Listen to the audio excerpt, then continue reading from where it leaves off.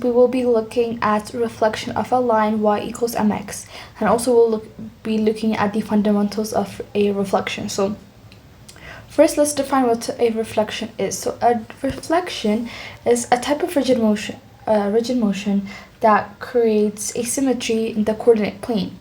For example, if our line of symmetry or our line of reflection is the x-axis, then the point here will be symmetrically reflected to this point. So this point have an equal distance from the line of reflection. So if this is 2, 0, this is minus 2, 0. Minus 2, minus 3, 3. So they have equal distance from the line of reflection. They basically create a mirror image of the point that we are reflecting across the line of reflection. So for example, if our point P is on the line of reflection, then the image is itself. Let's look at the reflection and the axis. So how different axes or different kinds of angles could affect the type of reflection we get. So let's start with the first one. The first one is when the line of reflection is the x-axis. In this case, the angle is equal to 0 degrees. And in this case, x comma y will be reflected, and then the only thing that will change is the y component. This is because, for example, if we have a point right here, which is 2, 3, when we reflect it to here, the 2 stays intact because it's still on the same side of the x-axis. But we flipped it, so 3 would be negative 3. So if you had a point like 3, 5, 8, or even 5, negative 8, then the reflected point would be 5, 8. So the only thing that changes is the y-axis. So the next one is when we reflect using the y-axis. So in this case, the theta is 90 degrees, and then xy will change into negative x comma y. Well, this is kind of self-explanatory. So when this flips to here, then the only thing that changes is the x-axis. So now the next example will be when we reflect in the angle or in the line y equals x. So in this case, y equals x looks something like this. It crosses the origin and it's like an upward slope. So in this case, the angle would be 45 degrees. So when we reflect about the line y equals x, the only thing that we do is we flip the x and y component. So as you can see, when we flip it, it shows us y will be equal to x and x will be equal to y. So the only thing that we need to do is just flip the component. The next one we're going to see is y equals negative x. In this case, theta will look like 135 degrees. When we're dealing with 135 degrees, the only thing that we need to do is flip them and then make our component as negative, both of them as negative. So now let's look at the basic properties of reflection. So the first thing that we need to know is that if, let's say, A and B, and if A equals B, then the reflection of A is equal to the reflection of B. So another way to understand this is, let's look at reflection as a function mapping. So for a set of points on a plane, we are kind of mapping a set of points into another set of points, except they're on an axis of reflection. So for example, in functions, if f of x equals x plus 2, then whatever is in x will go through this process and produce y. So in this case, a point, let's say f of a, will be reflected and it will produce y. It will be reflected and produce y. So it's the same as functions, but instead of using actual equations, we use axis of reflections or lines of reflection. So another property is the one-to-one mapping property of reflection. So if, let's say, A and B happen not to be equal to each other, then their reflections will definitely be different. So two different points will never have the same reflection. This is because a reflection about a line L maps distinct points to distinct points. So every point has its own unique reflection. So this is why we say the reflection is one-to-one mapping. So the third property we can look at is onto mapping. So the next one is onto mapping. In this case,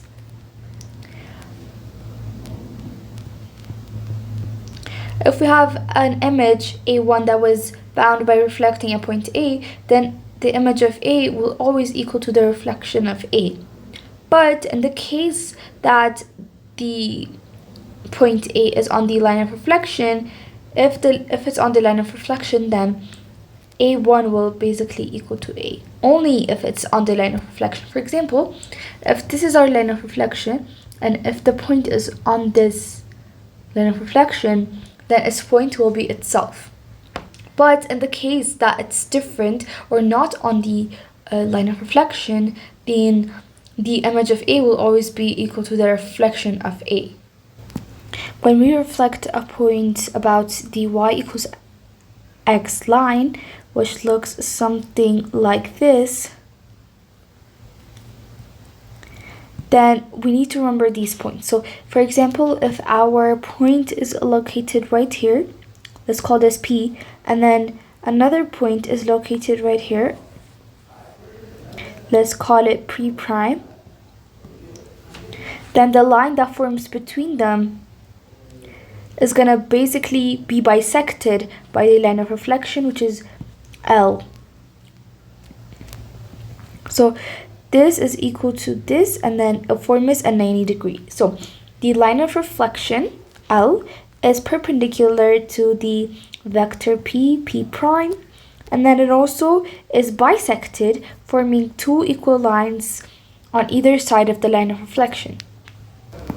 Now let's do an exercise.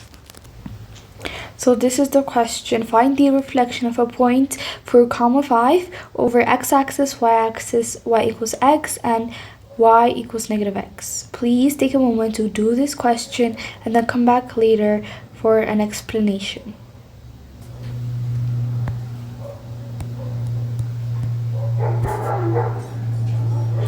Okay, so let's try these questions together. So for A, it asks us to reflect it over the x-axis. So on the x-axis, x comma y will be turned into x comma negative y. So the x stays intact. So 4 comma negative 5 will be the reflection.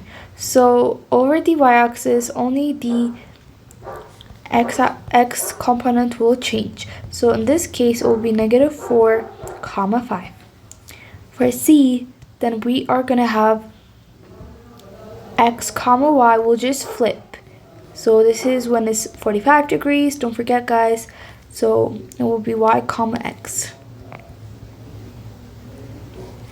So it will be 5 comma 4. So D will be 135 degrees, y equals negative x.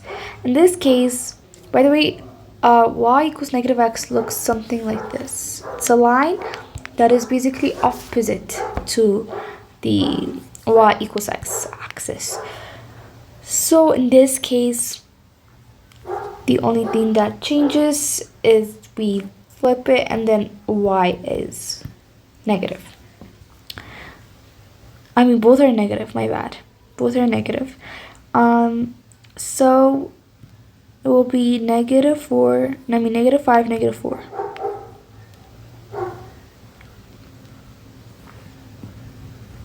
So in these cases, in these 4 cases, we know the angles and we don't need to do that much. We just need to plug in the x and y components into here to find the reflection of the point. But what if we're not given an exact point like this, either 0, 90, 45, 135.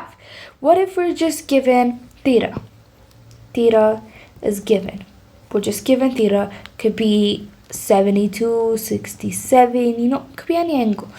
If we're given this, then what we need to do is we need to follow the formula.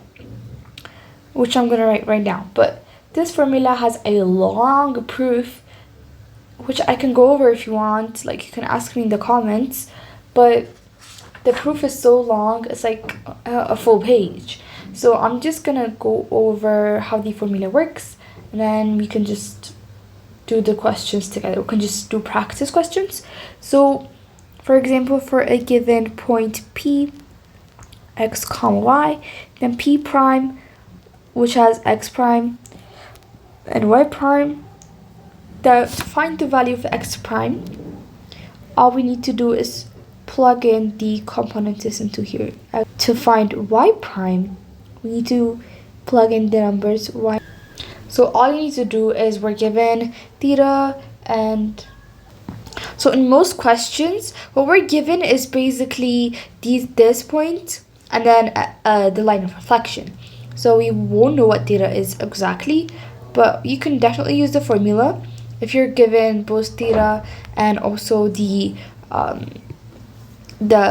points directly. But if you're not, I think there's an easier way to do it that I'm going to show you right now. So now let's just do one example. So we're given theta, the line of reflection, which is 1 over root 3x. So in this case, what you need to remember is that this y is also equal to tan theta.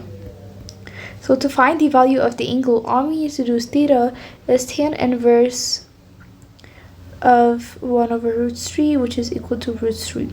So obviously root 3 is going to be 30 degrees, like so. And then the next thing that we need to do is, just plug in the numbers, just like so.